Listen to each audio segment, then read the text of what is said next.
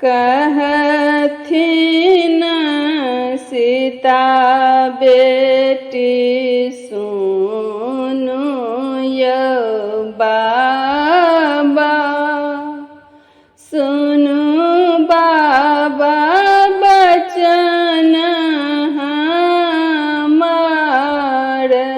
यौ। कहथिन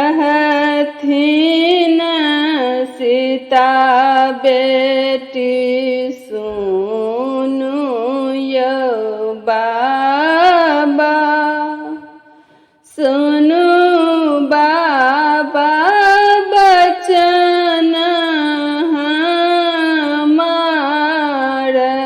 यौ। हमरो के ब्याह कराए दिया बाबा,